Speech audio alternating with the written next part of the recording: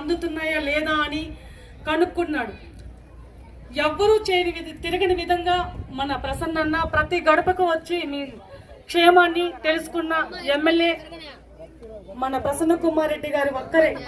ఎవ్వరు కూడా అలా తిరగలేదు.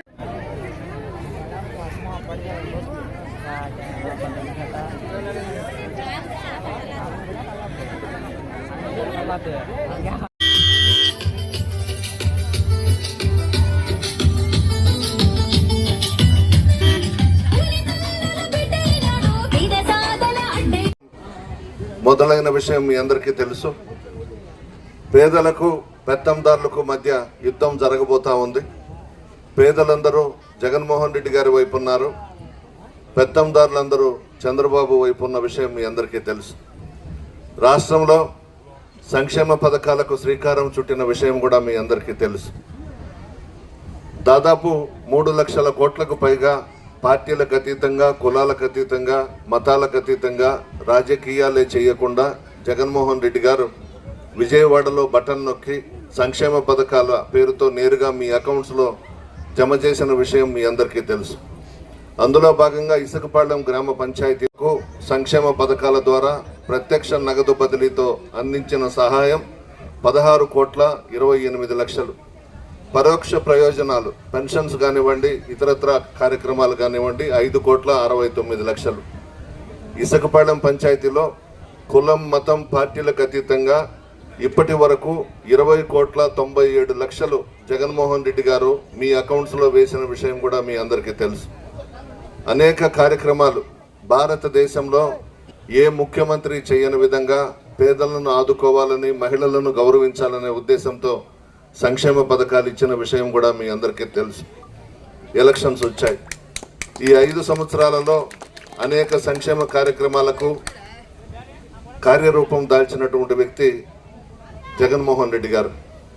అదే చంద్రబాబు ముఖ్యమంత్రిగా 2014లో చెప్పినటువంటి వాగ్దానాలు కూడా అమలు చేయకుండా ప్రజలను మోసగించిన విషయం మీ అందరికీ తెలుసు.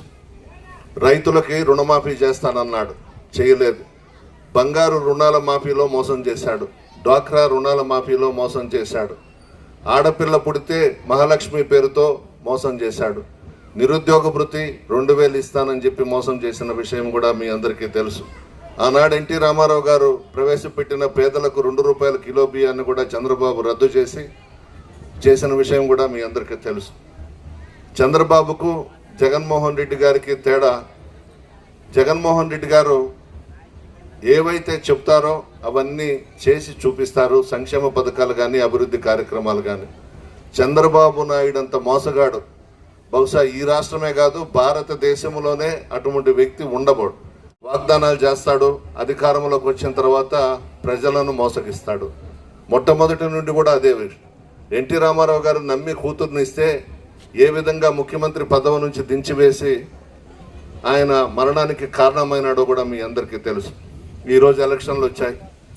ఈ 5 సంవత్సరాలు కనబడని వ్యక్తులు టీడీపీ, జనసేన, భారతీయ జనతా పార్టీ, కాంగ్రెస్ పార్టీకి సంబంధించిన వాళ్ళంతా కూడా ప్రజల మధ్యకు వస్తూ ఉన్నారు.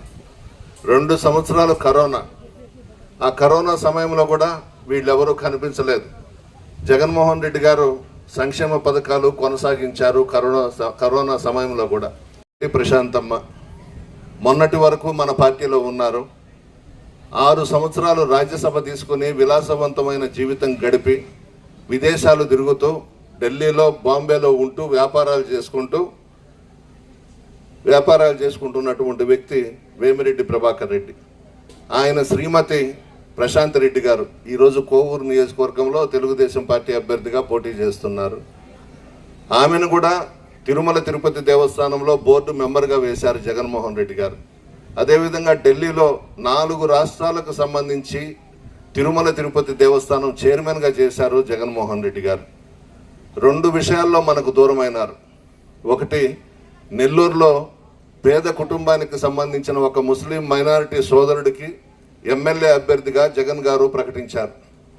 2, కందుకూరులో ఒక బీసీ సామాజిక వర్గానికి సంబంధించిన యాదవ కమ్యూనిటీకి సంబంధించి మదన్నను ప్రకటించారు. ప్రభాకర్ రెడ్డి గారు 2 చోట్ల రెడ్లను ప్రతిపాదించాడు. సీఎం గారు ఒప్పుకోలేదు. జగన్ గారు ఒక బీసీకి, ఒక ముస్లిం మైనారిటీ సోదరుడికి నేను ఇవ్వాలి, ఒప్పుకోను అని వాళ్ళు 2 కూడా ప్రకటించడం జరిగింది. ఆ కారణం చూపి వెళ్ళిపోయాడు. ఈ 6 సంవత్సరాలు కూడా జగన్మోహన్ రెడ్డి గారిని అడ్డం పెట్టుకొని ఇచ్చారు. పెన్షన్ విషయంలో విడతల వారీగా 3,000 పెంచుతామని చెప్పి 3,000 ఇచ్చిన విషయం కూడా మీ అందరికీ తెలుసు. ఈ ఎలక్షన్స్లో జగన్మోహన్ రెడ్డి గారిని ఓడించాలంట, ముఖ్యమంత్రి పదవి నుంచి దించాలంట. ఏం తప్పు చేస్తే జగన్మోహన్ రెడ్డి గారు ముఖ్యమంత్రి పదవి నుంచి దించాలి? ప్రజలకు అండగా ఉండి సంక్షేమ పథకాలు ఇచ్చినందుకు జగన్మోహన్ రెడ్డి గారిని దించాలనా? గ్రామాలలో ప్రభుత్వ పాఠశాలలు రూపురేఖలు మార్చి ఈరోజు బిడ్డలందరూ కూడా ప్రభుత్వ పాఠశాలల్లో చేరి ఉత్తీర్ణులైనందుకు ఆయన్ని దించేయాలనా? ప్రభుత్వానికి సంబంధించిన హాస్పిటల్స్ అన్నీ మెరుగుపరిచి బాగా రూపుదిద్దుకున్న హాస్పిటల్స్ మీ ముంగిట వైద్యాన్ని పెట్టినందుకు ఆయన్ని దించివేయాలనా? ఎందుకు దించివేయాలి? వీళ్ళందరూ ఎక్కడో హైదరాబాద్లో ఏసీ రూముల్లో కూర్చొని ఈ చంద్రబాబు కానీ, పవన్ కళ్యాణ్ కానీ, బీజేపీ వాళ్ళు కానీ వాళ్ళకి ఇష్టం వచ్చినప్పుడు అత్తగారింటికి వచ్చినట్లు విజయవాడకు వచ్చిపోతుంటారు. జగన్మోహన్ రెడ్డి గారు ప్రజల మనిషి, పేదల మనిషి. దివంగత ముఖ్యమంత్రి రాజశేఖర రెడ్డి గారి వారసుడుగా ఆయన ఆశయాలు కొనసాగిస్తూ పేద ప్రజలకు అనేక సంక్షేమ కార్యక్రమాలకు శ్రీకారం చుట్టినటువంటి వ్యక్తి జగన్మోహన్ రెడ్డి గారు. సింహం సింగల్గానే వస్తుంది. సింహం కడుపులో సింహమే పుట్టింది పులివెందల్లో. జగన్మోహన్ రెడ్డి గారు పేదల్ని నమ్ముకున్నాడు. నిత్యం ప్రజలు బాగుండాలని కోరుకునే వ్యక్తి జగన్మోహన్ రెడ్డి గారు. కోవూరు దాదాపు ఈ నియోజకవర్గంలో 11 సార్లు పోటీ చేశాము. నేను, మా తండ్రి నల్లపురెడ్డి శ్రీనివాసరెడ్డి గారు 9 సార్లు గెలిపించారు కోవూరు నియోజకవర్గంలో మా కుటుంబాన్ని. మీ మధ్య ఉన్నాం, మీ కష్ట సుఖాల్లో భాగస్వాములైనాం. గడప గడపకు మన ప్రభుత్వం కార్యక్రమంలో భాగంగా నాకు కాలు బాగలేకపోయినా 1,12,100 ఇళ్ళు తిరిగాను కోవూరు నియోజకవర్గంలో. మీ వద్దకు వచ్చాను. ప్రభుత్వం ఇచ్చినటువంటి సంక్షేమ పథకాల గురించి మీకు వివరించాం. మీ సమస్యల్లో భాగస్వాములైనాం, అందరినీ కలుసుకున్నాం. చాలా మంచి ప్రోగ్రాం అది. బహుశా భారతదేశ చరిత్రలోనే ఏ ముఖ్యమంత్రి కూడా ఎమ్మెల్యేలను ఇళ్లకు పంపించలేదు, ఒక్క జగన్మోహన్ రెడ్డి గారు తప్పించి.